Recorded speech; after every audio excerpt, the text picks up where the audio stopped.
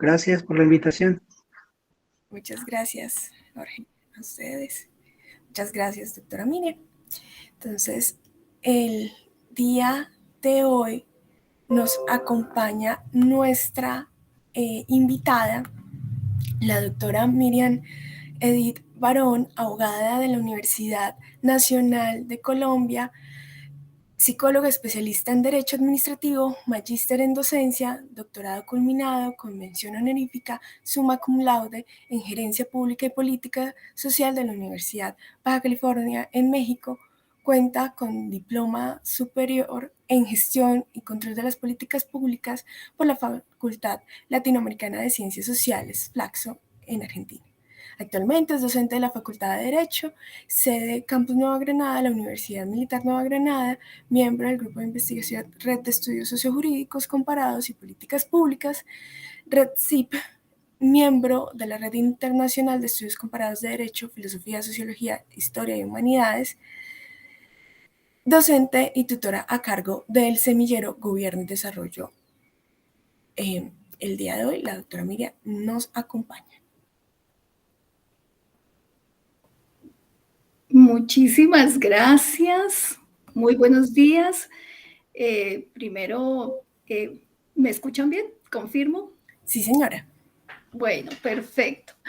Bien, un agradecimiento muy especial a la Universidad Antonio Nariño, a sus directivas, en especial pues a la Facultad de Psicología, al semillero de análisis de género en el contexto colombiano, que me ha hecho esta invitación tan agradable para conversar, ¿no?, en este seno de estudiantes, de interesados en una temática especial. Los semilleros tienen este potencial tan grande de llamar nuestra atención hacia alguna temática que nos mueve el alma.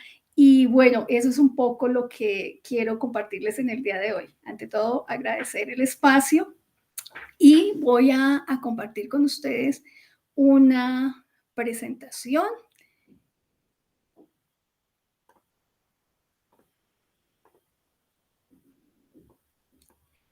Ustedes me confirman, por favor. Sí, doc, ya la vemos. Bueno, perfecto. Bien, lo que quiero compartir con ustedes en este ratico de encuentro es un poco revisar la evolución de algunas normativas de los derechos de la mujer, pero con una mirada especial, y esa mirada es la de las políticas públicas. Y aquí empiezo por hacer, digamos, una precisión, ya que pues no todos los asistentes evidentemente tienen formación jurídica, pero aún quienes tenemos formación jurídica no siempre pasamos por el capítulo de las políticas públicas. Es una disciplina más bien reciente, apenas lleva unas décadas de organización esta disciplina. Cuando Laswell más o menos a mediados del siglo pasado dijo, aquí hay necesidad de focalizar el estudio de las decisiones que toma el Estado. Somos todos conscientes de que necesidades y necesidades no satisfechas existen en los individuos considerados por separado, pero también en los grupos poblacionales, etcétera. Pero solamente cuando el Estado asume la decisión, ¿no?, de conducir sus acciones para resolver X o Y problemática que ha sido priorizada, allí estamos ante una política pública. Entonces, visualizar las políticas públicas nos permite también ver cómo va cambiando, digamos, el pensamiento del Estado, de lo público, qué va siendo relevante, qué va siendo importante para la mirada de lo público. Por eso, esta revisión de normativas que quiero compartir con ustedes tiene el enfoque, ¿no?, de las políticas públicas. Bien, quiero comenzar, por supuesto, por algunos antecedentes. La norma de superior jerarquía, es decir, la norma a la que han de atenerse todas las decisiones de un Estado, pues es la Constitución de ese Estado. Y en el caso colombiano, durante el siglo XIX, nosotros tuvimos varias, por no decir muchas constituciones, fue un siglo muy movido en temas políticos, etcétera. Entonces, tuvimos varias, pero quizá el común denominador de esas constituciones decimonónicas es que no incluían un catálogo de derechos para la mujer. Eso no estaba allí presente. Habría que señalar solo una excepción, que es, la verdad, una curiosidad. En 1853, la Constitución de la provincia de Vélez introdujo allí la posibilidad del voto femenino, pero obviamente esto fue simplemente una mención efímera que desapareció rápidamente y que se quedó para la historia como una curiosidad. Pero por lo demás, no podríamos predicar la existencia real de un catálogo de derechos en estas constituciones. Y aquí, por supuesto, aparecerá entonces la pregunta, bueno, ¿y por qué no? ¿Por qué no se señalaban estos derechos para las mujeres? Bien, tendríamos que buscar la fuente en el propio pensamiento revolucionario francés. Los que estudiamos derecho, lo primero que nos enseñan allí en la teoría del Estado es el gran cambio en sistemas políticos se da cuando pasamos de los gobiernos organizados en monarquías, en donde únicamente la voluntad del rey es la que vale, la que prevalece, para transitar hacia las democracias. Una forma de organización estatal que reconoce el poder en el pueblo. Pero fíjense que aún los pensadores de esta Revolución Francesa pues tenían, ¿no?, también su particular posición en torno al papel de la mujer. Rousseau consideraba que las mujeres pues no pertenecen a este orden, perdón, de lo público político, ¿no?, sino que deberían restringirse a lo doméstico privado. No tenían la posibilidad, digamos, del manejo de su parte sentimental para sostener quizá decisiones en una asamblea, entonces por eso no podían ser representantes, etcétera, etcétera.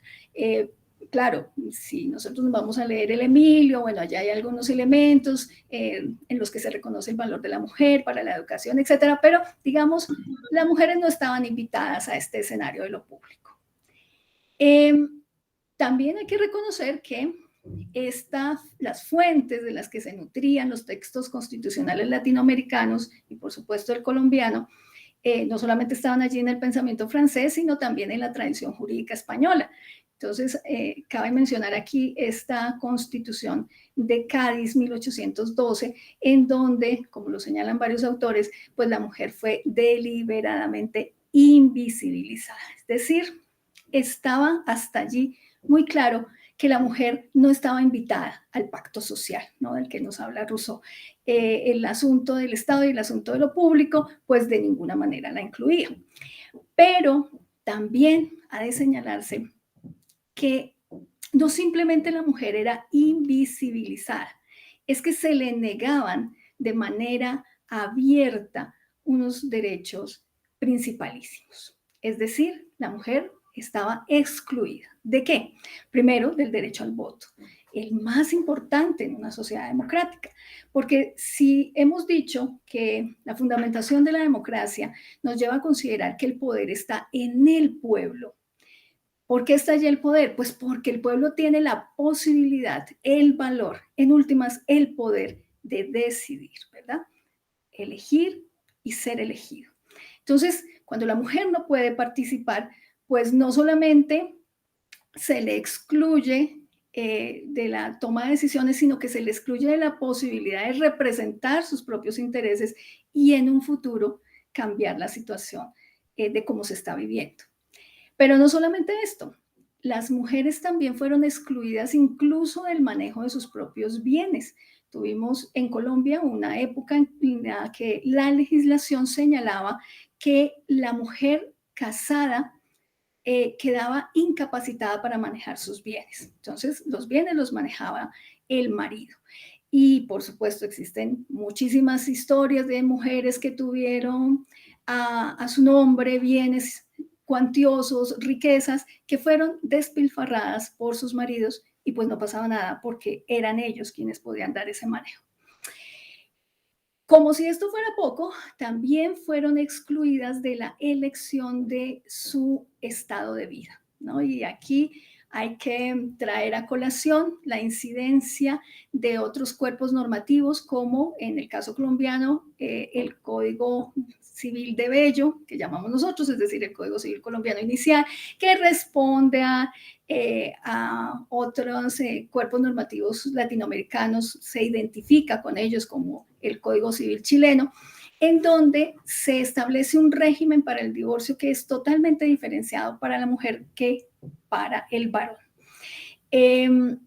Existe en ese momento entonces como causal de divorcio el abandono de hogar para la mujer, de tal manera que en últimas, pues las mujeres tenían que someterse a permanecer en su hogar, pasara lo que pasara, de puertas para adentro, ¿verdad? Porque abandonar el hogar traía como consecuencia ser culpable de causal de divorcio. Aún más, otra causal de divorcio, el tema del adulterio. Si la mujer llegaba a caer en adulterio, se generaba la causal de divorcio, pero no así para el hombre. La legislación establecía que habría causal de divorcio para el varón si él estaba en amancebamiento, no adulterio, figuras bien distintas, porque el adulterio sería la relación extraconyugal, ¿no? Que podría ser momentánea, efímera, lo que fuera, se constituía el adulterio. El amancebamiento, estaríamos hablando entonces de una relación ya más formal, estable, consuetudinaria, con una persona que no es su cónyuge, y esa sí sería la que podría llevar a causar de divorcio. Esas radicales diferenciaciones pues empezaron a ser superadas por la legislación en el siglo XX, de a pocos, ¿no? En la ley 28 de 1932 se modificó esa situación jurídica de la mujer casada. Ya en el año 33 se permitió que la población femenina accediera a la universidad.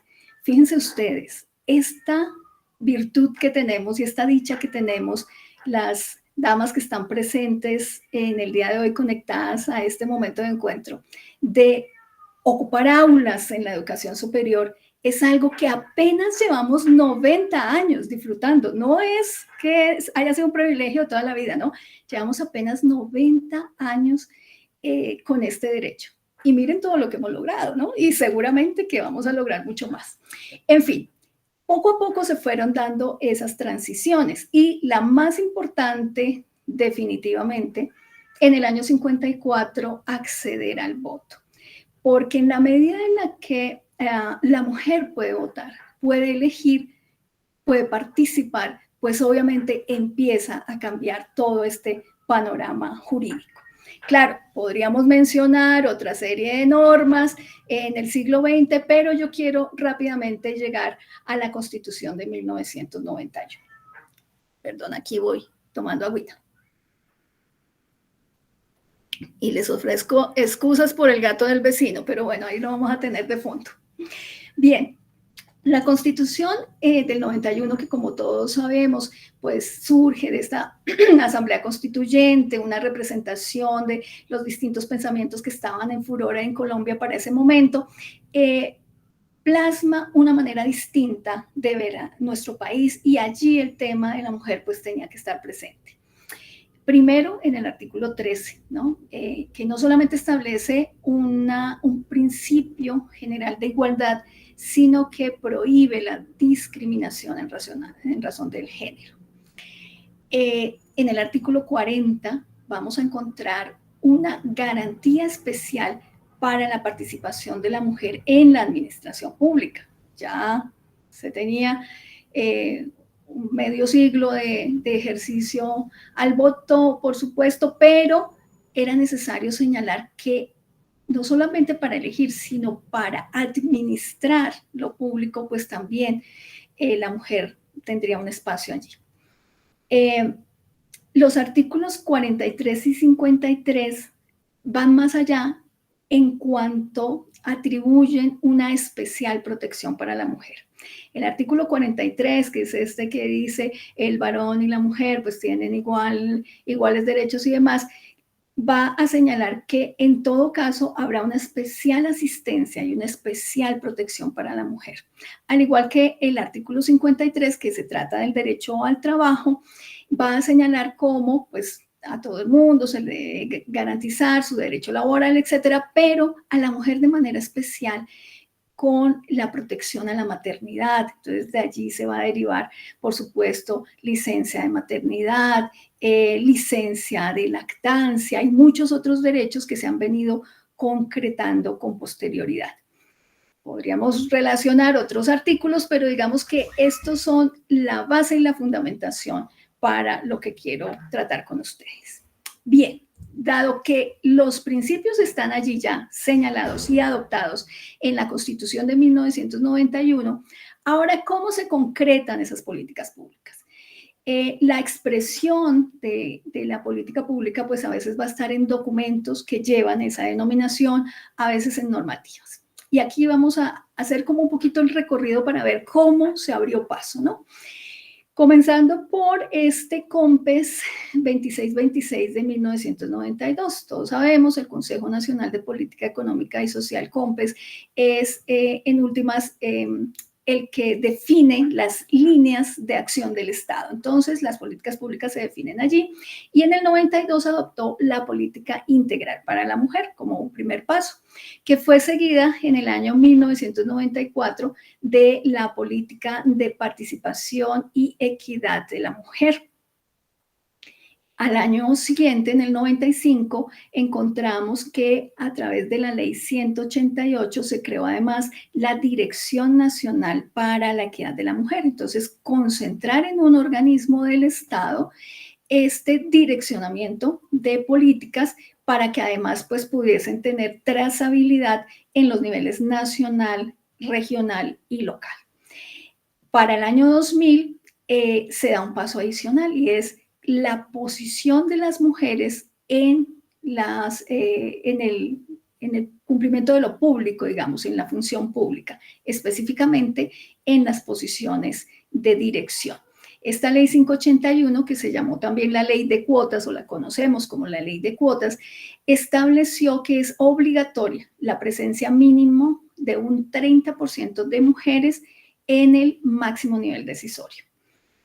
Y fíjense que estoy hablando de una ley del año 2000, de hace 23 años. Y hoy, 2023, les podría compartir varias acciones judiciales que se han llevado en distintos órdenes para hacer respetar esta ley de cuotas. Es decir, esta ley de cuotas se cumple en la medida en que hay mujeres o ciudadanos interesados que constantemente están iniciando acciones judiciales para que no se baje la guardia, para que efectivamente se llegue a cumplir. Y de hecho, las entidades estatales también tienen que realizar una serie de reportes donde los organismos de control están vigilando que se cumpla ese 30%. Pero las políticas públicas en últimas no solamente están allí recogidas en las decisiones gubernamentales. Hablemos de las leyes que las hace el Congreso en Colombia o decretos, resoluciones, etcétera, que realizan las autoridades del orden ejecutivo, llámese presidente, ministros, gobernadores, alcaldes, ¿no? Sino que también el Poder Judicial ha respaldado esta mirada de políticas públicas en pro de la mujer. La Corte Constitucional, en la sentencia 371 del año 2000, se pronunció sobre el artículo 13 que habíamos mencionado de la Constitución, derecho a la igualdad, y señaló lo siguiente, y me permito leer. Porque la igualdad no simplemente tiene que ser formal, debe ser sustancial. Y por tanto, dijo que debe tener un carácter remedial, compensador, emancipatorio, corrector y defensivo de personas y de grupos ubicados en condiciones de inferioridad. Aquí nace esta narrativa que hoy por hoy conocemos como las acciones afirmativas, la discriminación inversa o discriminación positiva. Es decir, no basta con que al tener un grupo poblacional que ha sido excluido, en este caso la mujer, pues en un momento dado le digamos, tranquilos, ahora todos somos iguales, sino que se requieren una serie de acciones que aún la coloquen por encima, digamos, en términos de ciertas ventajas de sus pares, los hombres. ¿Por qué? Porque hay que hacer compensación en últimas, ¿no? Es una manera remedial frente a toda esta historia de limitaciones que tuvimos en Colombia. En esa misma línea, cada gobierno en sus planes de desarrollo fue señalando cuál era esa ruta para hacer valer los derechos de la mujer. En el Plan de Desarrollo 2002-2006 se incluye la adopción de una política que va a ser finalmente concretada en el 2003 bajo el nombre de Mujeres Constructoras de Paz, como política pública de equidad de género. También por decisión de ese plan de desarrollo se crea la consejería, se le asigna a la Consejería Presidencial para la Equidad de la Mujer la concertación de acciones con ministerios, con entidades en todos los órdenes, a efectos de que las políticas públicas en pro de la mujer realmente lleguen hasta el último nivel. Estamos hablando que el último municipio, el último pueblito más pequeño que pueda tener Colombia, aún allí lleguen las acciones estatales en favor de la mujer. Posteriormente, en este año 2003, con la ley 823, se dictaron normas para la igualdad de oportunidad de las mujeres y también se consolidó la creación del Observatorio de Asuntos de Género. El Plan de Desarrollo 2006-2010 guardó la misma línea, ya con la entrada del gobierno de Juan Manuel Santos y su Plan de Desarrollo 2010-2014, Prosperidad para Todos, pues adoptó los lineamientos de política pública en el 2012 para las mujeres y inmediatamente en el año siguiente se expidió el COMPES 161, que tiene 6 ejes de trabajo. ¿Y por qué me detengo en él? Porque los demás planes de desarrollo de allí en adelante casi que han venido muy cercanos a esos 6 ejes o 6 líneas de trabajo que son en últimas las que congregan los esfuerzos estatales. Y son estas: la construcción de paz, la transformación cultural, la autonomía económica, porque si no hay autonomía económica es muy difícil que la mujer pueda acceder a nuevas oportunidades, la participación en los escenarios de poder, la salud de derechos sexuales y reproductivos, que también es un capítulo importante, el enfoque de género en la educación y mujeres libres de violencias. Por eso no sigo el recorrido aquí, además para no cansarlos viendo cada uno de los siguientes planes de desarrollo. Esas fueron las líneas que se trazaron y esas son las que ha conservado el Estado. Y por eso quiero finalizar con la mirada a algunos de los derechos de las mujeres en esta línea de acción del Estado, pero que pues han sido reales hitos y por eso vale la pena mencionarlos. Por supuesto, enmarcados en esos ejes que ya previamente he señalado. El primero de ellos es el tema de la participación política. Si bien es cierto, ya contábamos con la ley de cuotas que les mencioné hace un momento, 30% de mujeres en los cargos de dirección. Pero bueno, eso es en los cargos en los que se hace nombramiento. Entonces, ya la mujer es digna de ser nombrada. Pero, ¿y qué pasa con la mujer es digna de ser elegida? ¿No? ¿Qué pasa con el tema de ser elegidas? Aparece entonces la ley 1475 de 2011 y esa ley va a obligar a los partidos y a los movimientos políticos a incluir a las mujeres en las listas para aspirar a los cargos plurinominales de las corporaciones públicas. Entonces aquí hago la claridad para los que no son abogados. Las corporaciones públicas son esos cuerpos colegiados que toman decisiones y que son elegidos pues, por voto popular, desde las juntas administradoras locales, los consejos municipales, consejos distritales, las asambleas departamentales, el Congreso. Entonces, esos cuerpos colegiados que nosotros elegimos a través del voto, el cambio que hace esta ley 1475 es que al momento de inscribir la lista de quienes pueden ser elegidos, obligatoriamente se debe incluir un 30% de mujeres.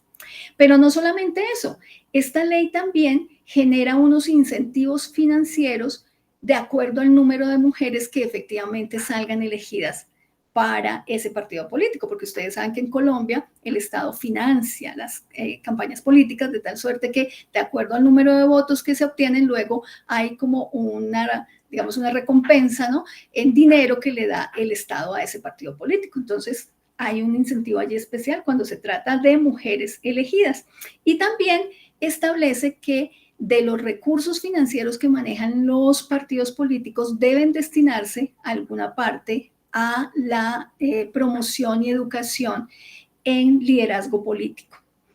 Liderazgo pues dirigido a jóvenes, a mujeres, a indígenas, etcétera, pero allí está, también para las mujeres. Bien, rápidamente avanzo. Segundo derecho que me parece importante señalar, el tema de la economía del cuidado. Vivimos en una sociedad de mercado en donde nuestro valor casi que se mide de acuerdo a la posibilidad que tenemos de aportar económicamente a la sociedad, ¿verdad? Somos valiosos porque trabajamos y aportamos. Pero en esta sociedad, pues existe una cantidad importante de miembros que no aportan económicamente, porque todavía son niños, porque ya son adultos mayores no productivos, el tema de los discapacitados. Pero, sin embargo, alguien se dedica a cuidarlos y esa tarea, históricamente, ha sido asignada a la mujer. Entonces, la mujer se dedica al cuidado. Bien, ese cuidado pasaba totalmente desapercibido, no era tenido en cuenta ni valorado. Entonces, con la ley 1413 en el año 2010, que es una ley que no tiene nada que ver como con asuntos de género, ¿no? Es una ley que regula pues la inclusión de la economía del cuidado en la contabilidad pública, por llamarlo de alguna manera, y que luego va a ser adoptada por el decreto 2490 en el 2013, que crea la Comisión Intersectorial para la Inclusión del Trabajo del Hogar o el trabajo no remunerado en las cuentas, en el sistema de cuentas nacional. Y ustedes dirán, bueno, pero pues en últimas eso, ¿qué ventaja tiene? Bueno, pues tiene la ventaja de visibilizar el trabajo no remunerado de la mujer, visibilizar el aporte en últimas a la economía que se realiza allí desde el cuidado, desde lo cotidiano. Y en últimas, también ha tenido reconocimiento en otras áreas, ¿no? Si pensamos en temas de derecho de familia, etcétera, allí ya está cada vez más vigente la claridad de que el aporte que se realiza, por ejemplo, en los oficios del hogar, en el trabajo doméstico, en el cuidado de los hijos, es un aporte y merece ser contabilizado, ¿no? Y así como alguien en el hogar, pues, trae un ingreso X, esa mujer que está en su casa cuidando, pues está dando un ingreso también a la economía familiar. Esto es muy importante. Otro punto, el tema de violencia de género. Bueno, pues esa es una historia un poco más larga, ¿no? Pero yo voy a referir apenas un par de normas como para dejarlas aquí. Primero, la ley 1146 del 2007, que adopta unas medidas de prevención para el tema de abuso sexual, etcétera, y allí pues se incluye también la protección a la mujer, pero quizá comienza este camino de manera significativa con la ley 1257 en el 2008, que específicamente adopta las normas de sensibilización, prevención, para evitar toda forma de discriminación y violencia. Estas violencias de género que pasaron desapercibidas durante un buen tiempo en Colombia, incluso, pues si el marido mataba a la mujer, por algo sería, ¿no? No, entonces es que estaba justificado, tenía una causal de justificación por la ira e intenso dolor y no pasaba nada. Empezar a visibilizar las violencias y que pues quienes están aquí acompañándome en esta mañana tienen absolutamente claro que no se trata solamente de las violencias física, ¿no? Sino de todas estas otras formas de violencia, empezar a visibilizarlas, pues ha sido el camino que ha tomado la política pública y que merece resaltarse. Seguido por la ley 1542 de 2012, que es una ley además que llama la atención hacia las autoridades, ¿no? La autoridad estatal, el juez, el fiscal deben asignar relevancia a las denuncias que presentan las mujeres, a llevar los casos de la mejor manera. Y allí desaparece esa condición de delito querellable para los casos de violencia intrafamiliar. Me explico un poquito porque ustedes dirán, pero ese lenguaje tan raro que es, perdón. Lo querellable es aquello que, aunque está en contravía del régimen jurídico, pues no se investiga, no se adelanta si no hay alguien que venga a denunciarlo. Y si ese alguien decide que ya no quiere que se investigue, pues ya no se investiga más.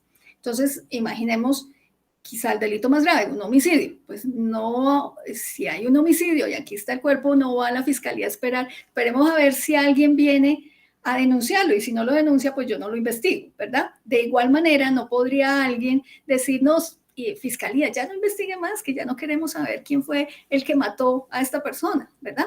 Entonces, esa diferencia de la connotación de lo querellable como algo que se puede desistir en cualquier momento, y lo que no es querellable, que es algo tan grave que el Estado mismo se interesa en adelantar su investigación, su persecución, independientemente de que algún interesado quiera o no quiera que se haga, pues era un asunto de vital importancia en el tema de la violencia intrafamiliar. La violencia intrafamiliar inició como un asunto querellable. Entonces, la mujer, dada la violencia, denunciaba, pero, insisto, ustedes lo viven en sus consultas diarias, en ese estar cerca de las mujeres que han pasado las violencias, pues llevadas por violencias psicológicas, por violencias económicas, terminaban yendo ante la autoridad a decir, no, ya no investigue más porque no, ¿verdad? Entonces se cerraba el caso. Con esta ley que les estoy mencionando, la 1542, pues desaparece esa consideración. Y he señalado aquí también la ley 1761 del 2015, conocida como la ley Rosa Elvira Celi, en razón pues a una muerte violenta espantosa, que lleva a que se tipifique el feminicidio.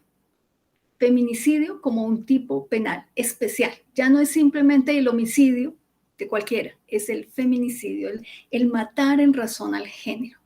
Tristemente, lo seguimos viviendo y seguramente lo seguiremos viviendo hasta que realmente tengamos un cambio cultural profundo, pero por lo menos está tipificado y la autoridad debe investigarlo y tiene una sanción. Entonces, aunque no deje de presentarse, por lo menos se sabe que es algo que la sociedad no quiere, ¿verdad? Y bueno, en esa línea, pues se ha ido avanzando, yo creo, de manera significativa. Y he dejado para cerrar el tema de los derechos de la mujer en el posacuerdo. ¿Por qué? Porque pues fue, digamos, muy esperanzador para quienes estuvimos un poco siguiendo este proceso del acuerdo final para la terminación del conflicto con las FARC-EP, la manera como se cristalizó allí en ese documento una relevancia de la acción que podría tomar la mujer y la acción del Estado frente a la mujer en el escenario del posacuerdo. Claro, yo podría aquí ir punto a punto, el punto 1, reforma rural, como allí se señala que a la mujer que es pequeña productora, etcétera, se le tendrá en cuenta para asignarle tierras, y así por cada uno de los puntos. Pero voy a cerrar solamente refiriéndome al capítulo que digamos, se incluyó allí en ese texto, que se llamó de la transversalización del enfoque de género para la implementación del acuerdo final. Es un llamado, ¿no?, a que el Estado, en ese esfuerzo muy interesante y muy valioso y que no podemos dejar perder ni podemos dejar de luchar por él, de alcanzar una sociedad que conviva en paz, pues solo logra esa convivencia si parte de reivindicar los derechos de la mujer. Bueno, yo creo que de acuerdo al tiempo que me ha sido concedido, estoy allí. Si ustedes de pronto quieren ampliar un poquito más esta información, la encuentran. Este es un capítulo del libro que escribimos con alguna colega en este texto que se llama Mujer entre la violencia, las luchas y las reivindicaciones, 200 años de vida republicana. Está publicado por la editorial del Instituto Latinoamericano de Altos Estudios, está en internet de acceso libre, no estoy haciendo comerciales, así que muy invitados a que allí puedan consultarlo. Bueno, esto era lo que quería compartir con ustedes. Muchísimas gracias. A usted muchísimas gracias, doctora Miriam. La verdad es que escucharle hablar de derecho, aunque algunos de nosotros no tengamos esa formación, es increíble porque realmente nos da esa traza, ¿no?, de cómo ha venido la mujer formándonos. Entonces, a las y a los asistentes que nos acompañan el día de hoy, les invito a dejar sus preguntitas en el chat. Por cuestiones de tiempo vamos a avanzar. Le agradezco mucho, doctora Miriam, en serio, escucharla es fantástico. Muchas, muchas gracias. Gracias por asistir acá. A ustedes, muchísimas gracias. Quedo atenta a las preguntas. Gracias. Bueno. Mientras tanto, voy a permitirme también compartir pantalla y me confirman si ya se ve.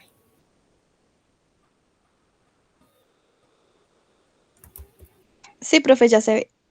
Sí. Gracias, gracias, gracias. Listo. Bueno, muy bien. Entonces, el día de hoy yo les comparto como un comentario a raíz de esta reflexión que la doctora Miriam nos hace y vamos a hablar de ese ser mujer en Colombia. Entonces, para las personas que están colombianas, tanto para las personas que están invitadas de internacionales, pues es una invitación para que también le pongamos un poco el rostro a esta historia jurídica que nos cuenta la doctora Miriam. Entonces, empecemos por qué es ser mujer desde el sexo. Entonces, cuando hablamos de sexo, hacemos referencia a estos componentes orgánicos, a la materialidad corporal, a la apariencia, a la funcionalidad de los genitales, digamos, conformación de gónadas, tejidos, toda la parte biológica que alude a estas diferencias estrictamente biológicas. Es decir, hablamos de esas cosas que nos asignan las características biológicas como mujeres, ¿no? Recuerden que existe digamos, macho y hembra, pero también que no son mutuamente excluyentes porque hay individuos que biológicamente tienen ambos o poseen ambas características. Entonces, cuando hablamos de mujer también hablamos de este concepto. Al hablar de mujer también hablamos de un componente de género, ¿no? Yo sé que las personas que se conectan a este espacio saben que esto viene desde el semillero de análisis del género en el contexto colombiano, pero ¿qué implica el género cuando hablamos de ser mujer? Entonces, empecemos por estos conceptos rectores y es que cuando hablamos de género hablamos de esas características prácticas, atributos, creencias, roles, comportamientos que son definidos por la sociedad con relación a lo que se considera ser mujer, ser niña, ser persona con una identidad no binaria.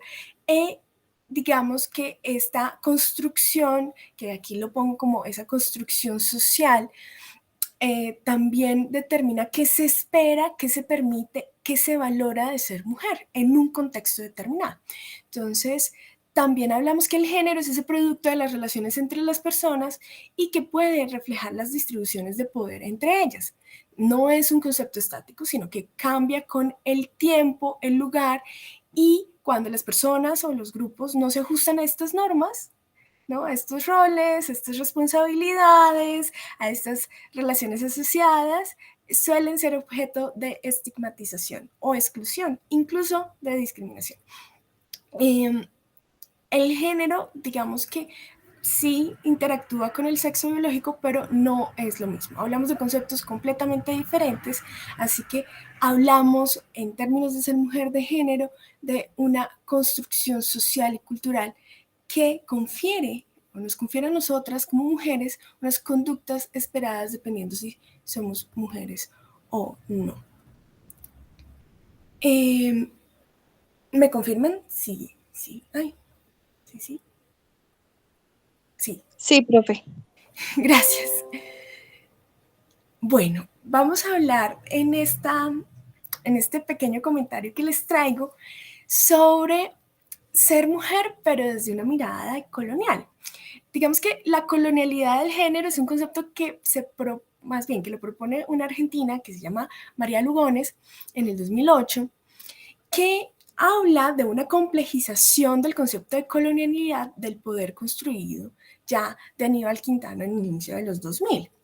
Y esta mujer esta estudiosa nos propone cómo la raza es una categoría introducida para configurar las relaciones de poder que, digamos, hacemos generalmente desde un análisis muy eurocentrista, muy heterosexual, muy patriarcal, y esta conceptualización, digamos, establece que el género, al igual que la raza o la clase, es una construcción que impacta en la vida de las mujeres y que, digamos, el aspecto más importante es que jerarquiza la sociedad, donde se inferioriza a las hembras, especialmente a aquellas hembras colonializadas, como un hecho histórico. Entonces, históricamente, no solamente el hombre ha sido relegado, sino que la narrativa de la mujer, digamos, blanca, heterosexual, europea, ha sido privilegiado frente a las narrativas, especialmente la brutalización, el abuso, la deshumanización de aquellas mujeres coloniales. Por lo que es el género, pues ha creado divisiones sociales del poder que antes no existían. Entonces, aquí tengo una pirámide que habla un poco de esa jerarquización del poder. Entonces, en la punta de la pirámide está el hombre europeo, luego estarían las mujeres europeas, luego más abajo están aquellos nativos, hombres afrodescendientes, indígenas, y luego viene lo otro, que es aquella mujer africana, indígena, que en nuestra historia colombiana siempre está en el fondo de la pirámide. Y los voy a llevar por un recorrido histórico para saber cómo ha sido ser mujer. Y empezamos con la época en la colonia. Entonces, y aquí les tengo varias...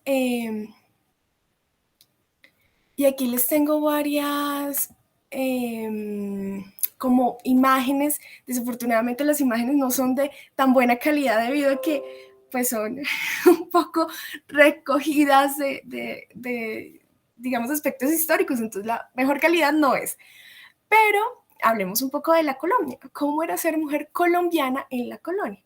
Entonces vemos de nuevo esa pirámide donde pone a las blancas peninsulares, aquellas que venían de España, luego a las criollas que eran nacidas de la tierra, las mestizas adineradas, españolas indígenas o españolas africanas, luego las españolas pobres, las mestizas pobres, las indígenas y las negras libertas, es decir, afrodescendientes que tienen esta condición de ser mujer libre, y luego aquellas esclavizadas. Digamos que durante el periodo de la colonia, pues como nos contaba la doctora Miriam, quedan muchos rezagos de aquello que es traído de España y es también tomado de la tradición judeocristiana. Entre ellos fue la sumisión y la obediencia de la mujer que se debía mostrar a su varón, pero era diferente esa sumisión siendo blanca peninsular a, por ejemplo, una persona esclavizada, ¿sí? Y, por ejemplo, si tú eras blanca peninsular, por supuesto, tenías el rito del matrimonio súper indisoluble, digamos que se hacían muchos acuerdos y enlaces para conservar el patrimonio, o para acceder a cargos, también para clientelas, el pago del dote era en dinero, esclavos o muebles, la monogamia era totalmente obligatoria, había mucha condena a la legitimidad, entonces digamos que había mucha también censura a la experiencia sexual previa de las mujeres. La ideología estaba por esta subordinación femenina, este conocido moralismo castellano que después nos trae muchos problemas. Y luego viene una alta presencia de la violencia conyugal y reclamos de las mujeres ante las autoridades por las violencias. Hay una historiadora colombiana que nos cuenta un recuento atroz donde los vecinos hacendados de una parte de Santander comentan como una mujer, digamos, criolla, venía siendo torturada por su esposo y comenta la historiadora que se refiere, aullaba la mujer en pena porque estaba atada a un portón 15 días sin agua, donde lo único que se le daba era comida podrida, se le latigaba y se le dejaba la carne digamos, al vivo y se le podrían con moscas. Entonces los propios vecinos se quejaban del aullar de la mujer, del dolor, y eran estos reclamos que la doctora Miriam nos comentaba. Pero era también diferente, como les digo, para estas mestizas adineradas, y es que, claro, por supuesto, a todas las personas, ya sean mestizas o con indígenas, se les obligaba a casarse por el rito católico. Los matrimonios entre primos, digamos, desconocían la tradición, la monogamia era obligatoria y eso generaba muchos problemas de amantes. De nuevo, había una censura a la experiencia sexual previa a las mujeres, una alta presencia de violencia conyugal por el consumo de chicha y los conflictos por las amantes. Había un derecho masculino al castigo, reclamos de las mujeres ante las autoridades por la violencia, porque pues eran violencias muy grandes. Pero no era lo mismo que ser una mujer afrodescendiente o africana. ¿Por qué? Bueno, porque el rapto empezaba y era también comercializado en África por parte de las tribus enemigas. Luego el matrimonio católico era opcional, dependiendo de, digamos, los requerimientos de los amos. Había mucho enlace con los esclavizados y negros libertos o mestizos pobres indígenas. Había mucha escasez de matrimonios por no solamente, digamos, los requerimientos del amo, sino por el rechazo de las mujeres al mismo, porque resulta que la libertad, digamos, esta condición de ser liberto o liberta, empieza, o más bien, la condición de esclavitud es desde el vientre. Entonces, si la madre es esclava, el hijo o la hija es esclavo. Eso implica que las propias mujeres tenían mucho rechazo a esta situación.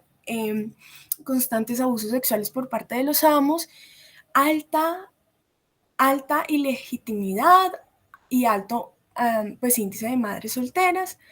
Por justamente la esclavización, pues hay una desarticulación de la familia y como les contaba, la esclavitud se hereda por vía materna.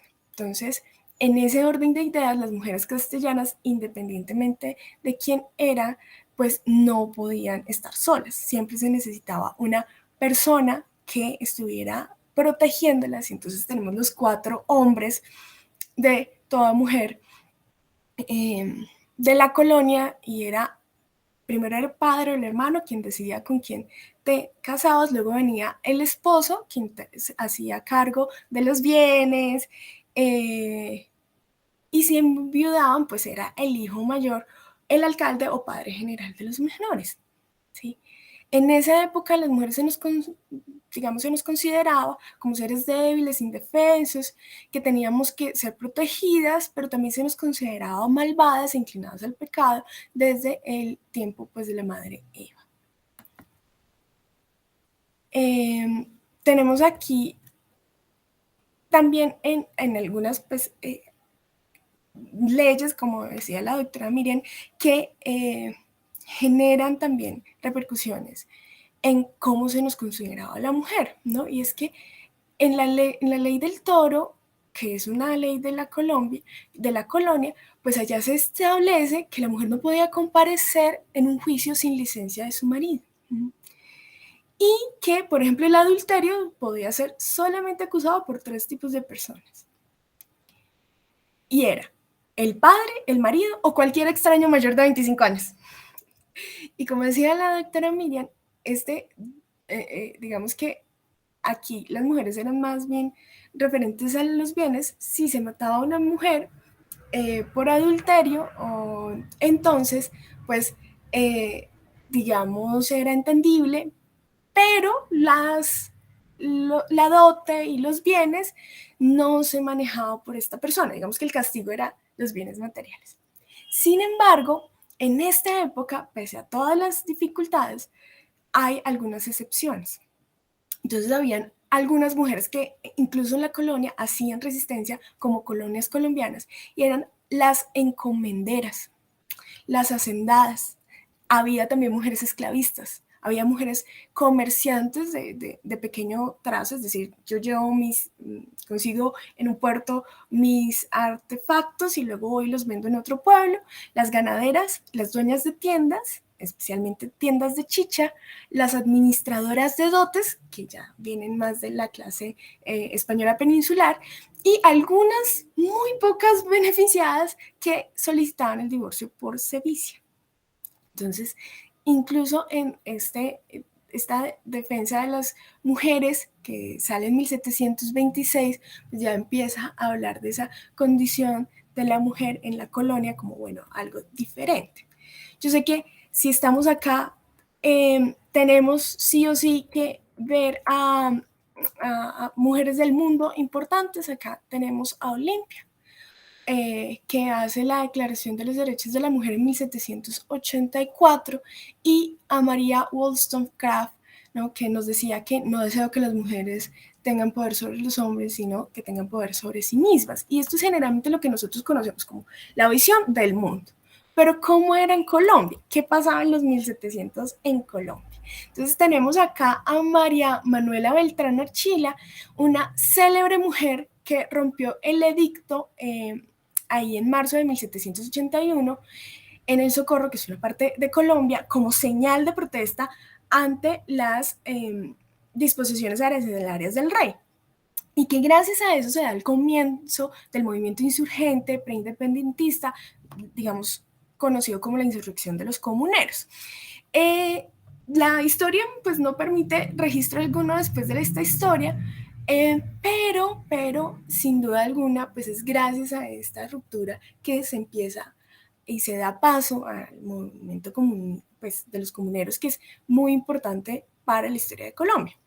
Del otro lado tenemos a María Petronila Cuéllar, que ella es una de las mujeres que fue innovadora en materia de educación para las mujeres, porque ella anunció que en las escuelas de la casa, la fundación de unas hermanas, porque aquí en Colombia la educación siempre fue muy unida a la religión, se daba a las niñas y jóvenes una educación especial. Y entonces les traigo acá un pequeño registro de las palabras de esta mujer. Dice, esas lecciones, esos ejercicios, esas conversaciones espirituales, esas tareas y labores le habrían proporcionado a la educanda algún día con qué ganar su sustento. Entonces ya tenemos pequeños esfuerzos o actos simbólicos que nos han quedado en la historia para efectivamente decir a la mujer, vamos a concederle al menos que pueda ganar su propio sustento. Acá también tenemos a algunas pioneras colombianas sobre la enseñanza. Tenemos a doña María Clemencia Caicedo, y su razón fue la capacitación de las niñas que no pertenecían a estas familias distinguidas, ¿no? En este colegio que es Nuestra Señora de la Enseñanza, que empezó con 25 alumnas de la alta sociedad que sí pagaban la manutención y 250 hijas del pueblo. Esto de las hijas del pueblo va a resonar porque eran generalmente personas, hijas de artesanos, hijas de pobres, algunos comerciantes, personas que no tenían la posibilidad de entrar a la enseñanza.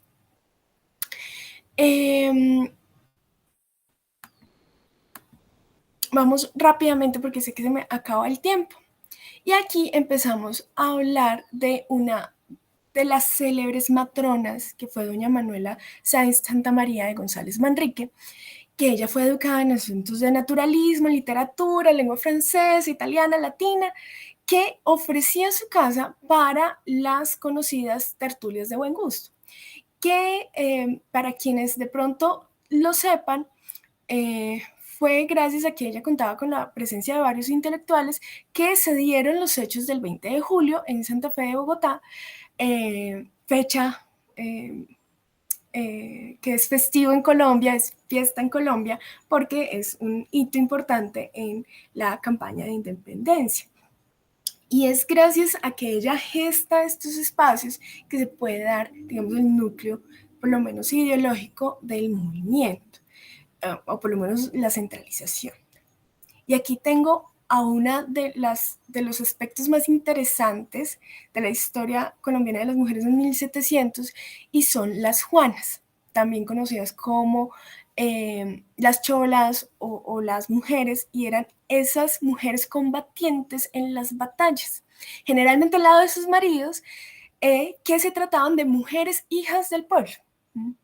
Entonces estas Juanas fueron muy importantes para nuestra historia independentista, y tengo acá el relato de un general, Daniel Florencio Oleari, que cuenta en sus memorias cómo, siguiendo a la tropa por los Andes, es decir, ahí como lo ven, con alpargata y falda, caminando por porque tuvieron que subir pues tuvieron la cordillera de los Andes, él dice, dio a luz en el camino y continuó la marcha al día siguiente, con el recién nacido en sus brazos, y por alguno de los peores caminos de la zona. A estas Juanas, con los años y con el trabajo de historiadores colombianos, les hemos dado nombre. Por ejemplo, Teresa Cornejo, Manuela Tinoco, Rosa Canelones, que pelean tanto, no solamente en el Pantano de Vargas, sino en la batalla de Boyacá, momentos importantes en la independencia.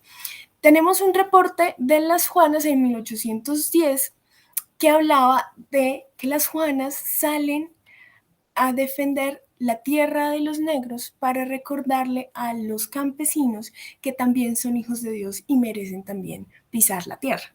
Entonces, estas Juanas son muy, digamos, muestra importante del papel de la mujer y cómo darle cara a estos hitos de la mujer en Colombia y cómo era ser mujer en Colombia.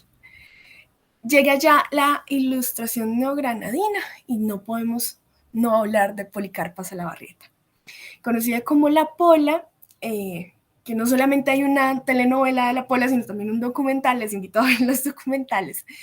Ella trabajaba como costurera, pero pues esta era un oficio que disimulaba su verdadera misión, que era conspirar contra el gobierno del virrey, y también ella era mensajera, ayudaba a comprar el material de guerra, reclutaba a los jóvenes, bueno, toda una espía en tiempos modernos sería. Y les tengo aquí un pequeño fragmento de las últimas palabras de La Pola, cuando ya la van a fusilar. Por eso tenemos ahí ella encerrada. Dice: en vano se molestan, padres míos, si la salvación de mi alma consiste en perdonar a los verdugos míos y de mis compatriotas. No hay remedio. Ella será perdida, porque no puedo perdonarlos, ni quiero consentir en semejante idea. Déjenme ustedes desahogar de palabras mi furia contra estos tigres, ya que estoy en la impotencia de hacerlo, y de otro modo, con gusto viera yo correr la sangre de estos monstruos de inequidad. Pero ya llegará el día de la venganza, día grande en el cual se levantará el polvo de este pueblo esclavizado y arrancará las entrañas de estos crueles señores. Y bueno, ella sigue en su discurso porque, bueno, es capturada y fusilada.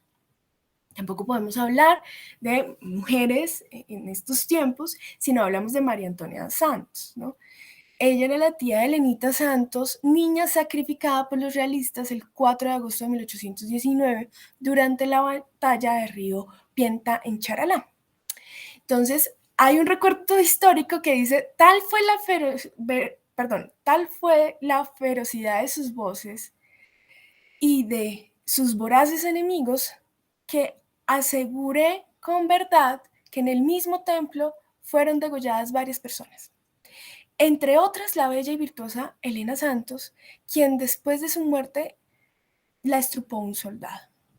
Entonces, ella fue fusilada por órdenes del gobernador, el Lucas Caballero, y la ejecución se hizo en el 1819, 10 días antes de la batalla de Boyacá, y se le condenó por financiar y dirigir los movimientos de la guerrilla, porque ella es fundadora de la guerrilla independentista de Coromoro y Cincelada, para enfrentar pues, la invasión española. Tenemos acá un recuento también de algunas heroínas de la patria que de pronto tal vez ni siquiera las propias colombianas hemos escuchado de ellas. Entonces me voy a permitir leerlas para darles pues al menos el homenaje y reconocer pues sus esfuerzos. Domitila Sarasti, fusilada. Dominga Burbano, fusilada. Ramona Albarán, fusilada. Rosa Zárate, fusilada. Mercedes Abrego de Reyes, fusilada. Rosaura Vélez de Peña, fusilada. Eulalia Burós, despedazadas a Blazos. María Carmen y Balbina Ulloa, fusiladas. Juana Ramírez, fusilada. Carlota Armero, fusilada. Presentación Buenora, fusilada. Joaquina Aroca, fusilada. Agustina Mejía, fusilada. Rosaura Rivera, fusilada. Justa Estepa, fusilada. Anselma Leighton, fusilada. Inés Osuna, confinada y sacrificada. Mercedes Loaiza, fusilada. Antonio Moreno, fusilada. Dolores Salas, fusilada. María del Rosario Devia, fusilada. Luisa Trilleres, fusilada. Marta Tello, fusilada. Gregoria Viviana Talero, fusilada. Candelaria Forero, fusilada. Remingia Cuestas, fusilada. Salomé Buitrago, fusilada. Ignacia Medina, fusilada. Evangelina Díaz, fusilada. Manuela Euskategui, fusilada. Teresa Izquierdo, fusilada. Manuela y Juana Escobar, lanceadas. Y a Agustina Ferro, fusiladas. Entonces aquí hay algunas heroínas de la patria que de pronto nunca habíamos escuchado, que son parte y que nos pueden hablar de cómo era ser mujer en estos momentos.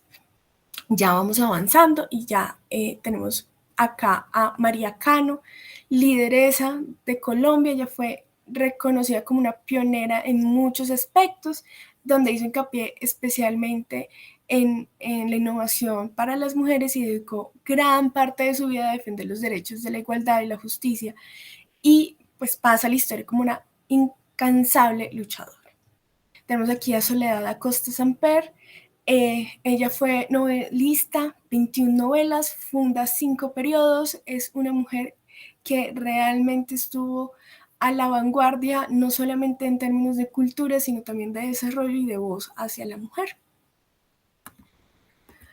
Tenemos acá ya, vamos un poco más adelante en la historia, y hasta 1932 se considera a la mujer como sujeto de derechos, y digamos, dentro de esas mujeres que dieron ese paso y esa pelea porque efectivamente no solamente fuéramos consideradas sujetos de derechos, sino también fuéramos consideradas con el derecho al voto, pues está estas dos personas, ¿no? Ofelia Uribe de Castro y Lucila Rubio Laverde, quienes hicieron una campaña para que efectivamente se pudiera hacer el derecho o ejercer el derecho al voto. Tenemos también acá a esta es la foto. Yo sé que la resolución es pésima, lo sé, pero esa es la foto de las primeras mujeres que votaron en Colombia. Y habló acá de Irma Velosa de Jaramillo, que fue de las primeras mujeres del país en tramitar su cédula de ciudadanía y en ejercer el derecho al voto. Ella decía en la entrevista del periódico de la época, les abrió las puertas a las mujeres en muchos espacios de la sociedad. Porque antes, decía ella, pues estaba reducido al cuidado de los hijos y de la casa. Y aunque se permitió votar a las mujeres desde el 54, solamente es hasta que hay elecciones que se puede ejercer el derecho al voto. Luego tenemos a la izquierda a Esmeralda Arboleda, porque estas son mujeres que participaban en la Asamblea Constituyente y ahí están cantando orgullosas el himno nacional. Digamos que 9 mujeres lograron llegar a por primera vez al Congreso en 1958. Y bueno, se les permitió también a las colombianas aspirar a estos cargos. ¿A quién más tenemos? Como dándole rostro a los hitos que la doctora Miriam nos contaba, tenemos a Paulina Bergerauf en 1925, que asiste a una universidad colombiana por primera vez a la carrera de Derecho, pero pues en ese momento era un poco más complejo el tema académico porque no había salido la ley que nos decía la profe, que ponía igualdad en términos de pueden acceder a las carreras superiores. Quien accede después de la promulgación de la ley es Gerda Westerdorf de Restrepo, quien ingresa a la Facultad de Medicina de la Universidad Nacional de Colombia en 1935. Después se hace una especialización en filosofía en idiomas pues, de la misma universidad. Porque, pues ya, como les contábamos, en 1934 el Congreso de la República aprueba este proyecto de ley para que se pueda ingresar en términos respetuosos frente a la mujer. Tenemos acá a Débora Arango, la primera pintora colombiana que se atrevió a retratar desnudos. Hay unos billetes y unas conmemoraciones a ella. Ella fue perseguida por presidentes como Laureano Gómez, Mariano Ospina y Gustavo Rojas Pinilla, y estuvo a punto de ser excomulgada por inmoral. En 1960 tenemos acá a Zona Osorio, que funda el Ballet Nacional de Colombia, que no solamente enaltece la danza del país, sino que es la pionera en la fusión de los ritmos tradicionales colombianos en estos aspectos un poco más formales, como la danza clásica. Tenemos otras mujeres icónicas como Ángela Camacho, que es la pionera en el mundo de la física en Colombia, que en 1977 se convierte en la primera colombiana con doctorado en física, título que se le entregó en Alemania, y pues es muy reconocida por estudiar los fenómenos moleculares. Por el otro lado tenemos a la antropóloga Patricia Cardoso, que nos dio el primer premio Oscar en 1996 por su corto El Aguador, que era pues la categoría de mejor película de estudiante. Tenemos otras mujeres que han hecho historia, como María Isabel Urrutia en los Juegos Olímpicos, porque ella no solamente es la primera mujer que gana el oro en halterofilia, sino que es la primera colombiano que gana el oro. Y tenemos acá a Mónica Roa, quien en el 2006 gracias a un movimiento feminista, logra que la Corte Constitucional despenalice el aborto en los 3 casos, ¿no? Entonces, también tenemos acá a Diana Trujillo, quien en el 2000 pues está encargada del Space Marte en el 2020 como directora atrás de los aterrizajes y exploración en Marte en la NASA, y a Nubia Muñoz, que fue nominada al Nobel de Medicina por sus estudios sobre el cáncer de cuello uterino, y que sus avances fueron necesarios y muy fundamentales para la vacuna del papiloma humano. Entonces, ser mujer en Latinoamérica es muy complicado, pero ser mujer en Colombia nos ha cada vez más permitido adquirir ciertos derechos que pues no eran impensables en otras épocas. Yo iniciaba hablando de cómo es una construcción social y va cambiando a través del tiempo, y con estos rostros de estas mujeres y estos hitos históricos vemos cómo cada vez la mujer colombiana ha pasado, transgredido, creyado y aumentado los niveles de libertad, pero también de uso de derechos y cómo tenemos que darle rostro a estas personas, estas mujeres que han combatido por los privilegios y los derechos que nosotras podemos gozar en el 2023. Eso era un poco lo que les quería compartir.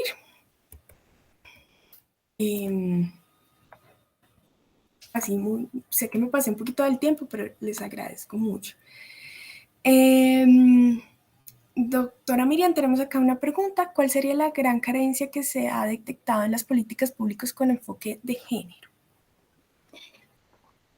Bueno, primero que todo, muchas gracias, profesora Lina, porque de verdad que late el corazón cuando ve uno estos rostros de mujeres que en últimas, como todas, ¿no? Hemos atravesado mil dificultades en una sociedad construida más para hombres, no podemos negarlo todavía, pero que pues cada una ha ido aportando, ¿no? Seguramente que el esfuerzo que cada una de ellas hizo en su momento, quizá ni se imaginaban que un día iban a estar aquí en nuestro cuadro de honor de mujeres. Y quienes están aquí hoy, me dirijo muy especialmente a las semilleristas, ustedes también van a estar en ese cuadro de honor de las cosas grandiosas que se pueden lograr con esfuerzo, dedicación y honestidad.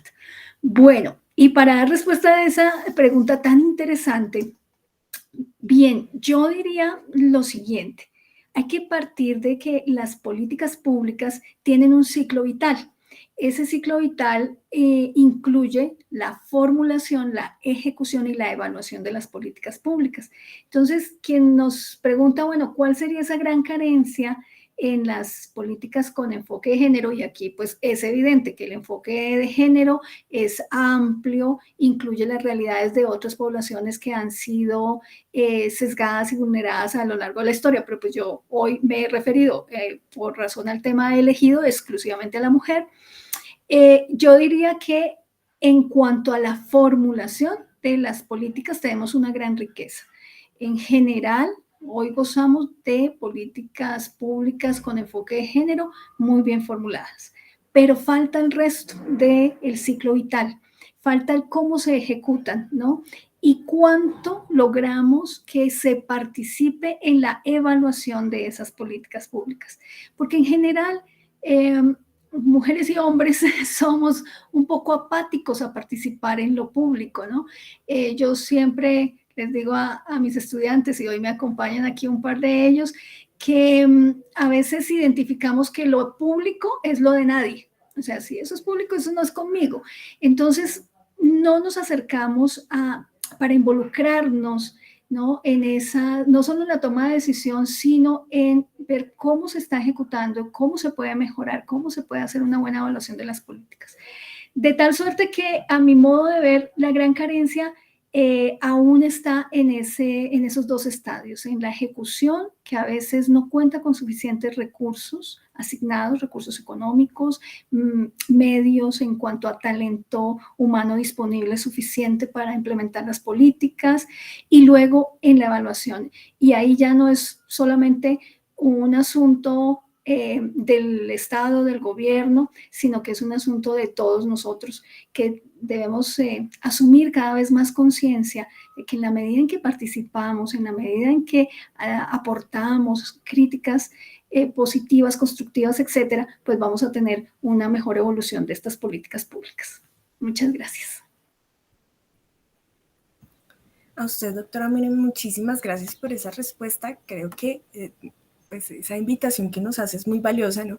De ser partícipes en esta evaluación, porque al final pues es una cosa que nos toca a todas y todos, ¿no? Y bueno, no sé si alguien más tiene preguntas. Creo que no. Yo sé que nos corrimos un poquito de tiempo. Les agradezco a todas y todos. Aquí nos dicen que muchas gracias por asistir a este evento de Intersemilleros. Le agradezco profundamente a la doctora Miriam Barón por este recorrido tan interesante que nos demuestra pues este camino que hemos hecho y que bueno, la idea es continuar haciendo para que los derechos de las mujeres y pues cada vez no lleguen más y más lejos, no solamente en términos de política pública, sino de ejecución y de involucrarnos con esta realidad, tanto social como política. No siendo más, adelante, profe. Me atrevo a tomar un segundo solamente como para resaltar y contarle de pronto a los que están aquí y no lo saben.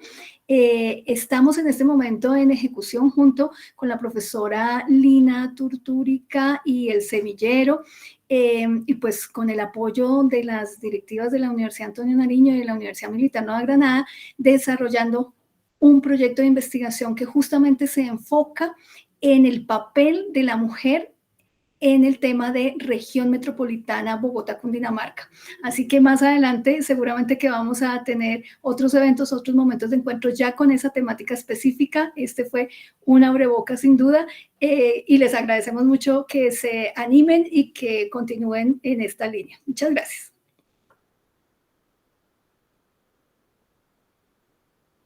A usted, doctora, muchísimas gracias. Y bueno, a las personas que nos acompañan les agradecemos mucho su asistencia. Les recordamos que esta grabación va a quedar en nuestro Instagram del Semillero, por si también quieren volver y retomar algunas memorias. Que tengan muy buena tarde y bueno, muchas gracias por su asistencia.